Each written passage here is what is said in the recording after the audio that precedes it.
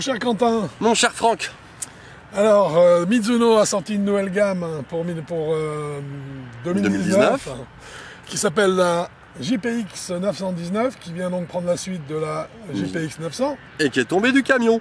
Alors voilà, on a eu la chance d'avoir ces trois déclinaisons en fait donc à tester, puisque cette gamme a été faite en 3 parties. Une semi-lame pour les meilleurs joueurs qui s'appelle le Tour. Voilà. Hein, c'est une série forgée. Ensuite, une série forgée également qui s'appelle la Forgée. Enfin, moi, c'est facile. Hein. Donc ça, on ne peut pas se tromper, toujours en acier. Et ici, on a sa déclinaison Hot Metal, où cette fois-ci, on est sur du chrome, donc un métal plus dur. Donc c'est un club qui, par définition, vu le matériau employé déjà, a priori, est fait pour la gamme des joueurs un petit peu moins bien classés, avec un index un petit peu plus faible. Bah, on va dire pour le plus grand nombre de golfeurs existants sur le... Et ça, on revient exactement à ça. Alors qu'est-ce que tu en penses déjà d'un point de vue esthétique? Donc il faut que je le nettoie un petit peu déjà. Alors, ça c'est bien toujours, c'est toujours un bon réflexe. Toujours...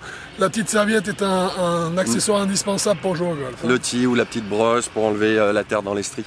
Enfin bref, j'en ai pensé que pour un club qui est fait, on va dire, pour les au-delà de 15 d'index. Oui, c'est ça. Hein. C'est 15 d'index. C'est un club qui est pas très large. Il n'est pas très épais en fait. Si vous voyez la semelle, elle n'est pas hyper épaisse. Alors qu'ils sont souvent pâteaux. Hein, voilà, ils sont pâteaux. Alors là, pas du tout. Vous le regardez de dessus. Il fait pas penser à une lame, je vous rassure, mais il fait quand même assez fin. Assez fin. Il est très agréable à regarder. Au niveau esthétique, oui, il est très beau. Alors, je sais pas ce que tu en penses, mais moi, je trouve que au niveau esthétique, celui-ci est réussi, mais l'ensemble de la gamme GPX 919 très est réussi. Oui, oui. Ce sont des clubs qui sont très très beaux au niveau visuel. Hein. Exactement. Et au niveau qualité de matériaux également. Hein. Ah oui, bah ça, maintenant, c'est difficile de se rater. Hein. Ouais, c'est clair, c'est clair. Là, alors, il s'agit bien que ce soit donc un léger, un cavity back maintenant, hein, on peut le dire, on le voit ici. Voilà. Alors par contre, ce qui est étonnant, c'est qu'il n'y a eu aucune soudure qui a été réalisée pour faire la tête, pour fabriquer la tête. C'est du pliage en fait. Voilà, ils arrivent à plier l'acier facilement. Hein, ils ont réussi à plier l'inox dans ce cas-là, encore plus à le plier pour avoir exactement le design qu'ils voulaient. Alors c'est un club qui est très beau, moi je trouve également. Je le trouve très très beau, avec une espèce de netteté à l'arrière. Chromé ici, satiné dessous. Hein. Et puis la petite ligne blanche à la fin sur la dernière strie pour l'alignement. Personnellement, je le trouve très beau. C'est un très joli club. Qui se salit vite, mais bon, c'est normal, on les teste. Hein. Et puis c'est l'automne, ça commence. Ah bah oui, exactement. Au niveau de la frappe maintenant, qu'est-ce que tu en as pensé? Alors, j'ai trouvé le toucher non pas bizarre, mais presque feutré. Bizarrement pas très feutré, mais un peu quand même. Donc, c'est difficile de savoir sur quel pied danser avec ce club-là. Si tu veux mon avis pour te rejoindre, donner un petit peu d'explication par rapport à ce que tu dis. Oui. C'est qu'en fait, on a le côté sec de l'inox, qui est un matériau très dur, plus dur que l'acier. Oui. Donc, on a le côté sec de l'inox. Mais on a une architecture qui est faite pour le feutrage, puisqu'en fait on est sur un véritable cavity back. Oui, ici c'est creusé, en fait c'est creusé, ils ont mis quelque chose de joli derrière. Voilà, c'est exactement ça.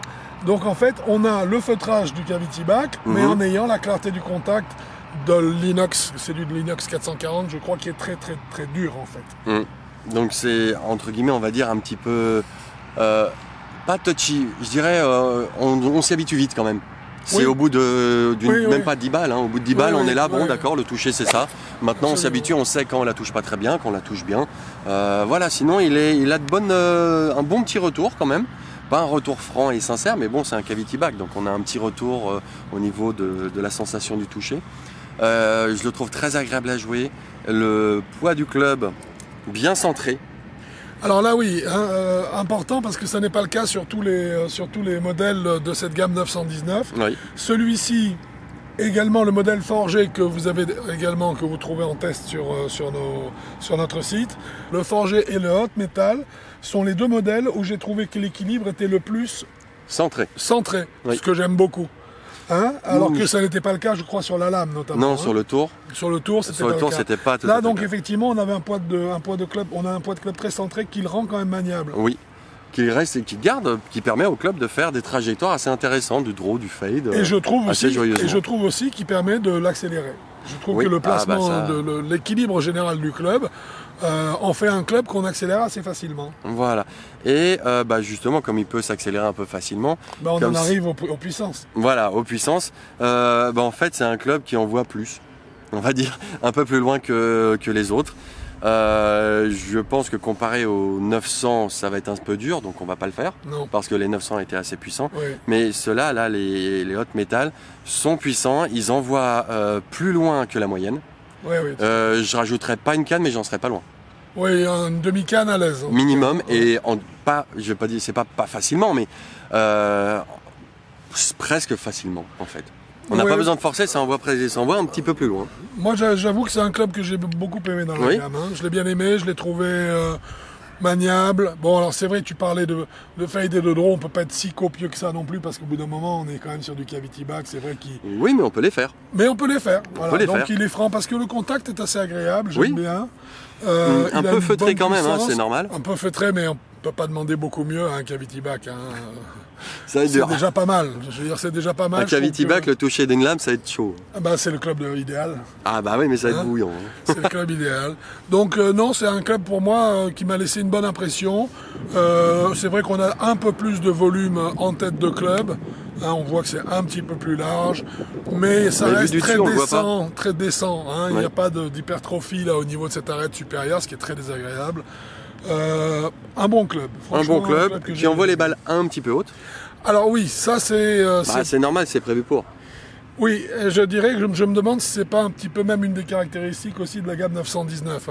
Oui, c'est qui envoie un peu haut en général. Le 900, le forgé et le tour. À chaque fois, on a eu des trajectoires qui étaient quand même relativement hautes. Hautes par rapport aux trajectoires auxquelles on s'attendait. Oui, absolument. C'est le tour, on voit plus bas que le hot metal, ça c'est clair. Ça c'est clair. Mais ça reste haut par rapport à ses pairs. De notre point de vue, ça paraît un peu haut par rapport à d'autres lames. Bien, et donc au bout du compte, tu lui donnerais combien comme note à un club comme celui-là? Je pense que la marge de joueurs pour qui c'est adressé, on va dire, c'est je vais être large, pour moi c'est vraiment de 18 jusqu'à 40 d'index. Là-dessus, j'allais dire 36, alors tu vois, on n'est pas loin. Voilà, 36-40, là on n'est plus à ça près. 18, même peut-être 15 à la limite. Oui, même 15. Allez, donc 15-36 15-36. Adieu, j'ai vendu. Allez, 36-15. Non. Mince, 15-36. Bon, 15-36. Il est bien pour cette catégorie de personnes. Agréable au toucher, ils ont touché juste. Bonne longueur. Je lui mets un 8,5. Ouais, 8,5, c'est une très très très bonne note. Je lui remettrais 8,5, c'est un 8,5 pas poussé, un peu forcé parce c'est quand même une bonne canne, mais elle aussi, elle est aux environs normalement, d'après les bruits de couloir, de 200 € le club. Donc ça fait un petit peu cher, je trouve. C'est pour ça qu'il a un 8,5. Mais sinon, c'est un club très agréable à toucher. Ça, y a pas de souci. C'est un très bon club. C'est 8,5 sans souci. Non, moi je mets un 8. Pour moi, qui est la note censée pour ce club. Donc on est sur un 8,25 au total, ce qui est une excellente note. Ouais, c'est une très bonne note. Voilà. Je pense que celui-ci et le forgé, peut-être dans la gamme des 919, seront les clubs qui auront le plus de succès. À voir, à vérifier avec le temps. On en reparlera bien sûr. Voilà. Merci beaucoup Quentin. Mais je t'en prie Franck, c'est un plaisir. À bientôt. Sur un parcours. Ou sur Avis Golf. Et bon golf à vous. Au revoir. Au revoir.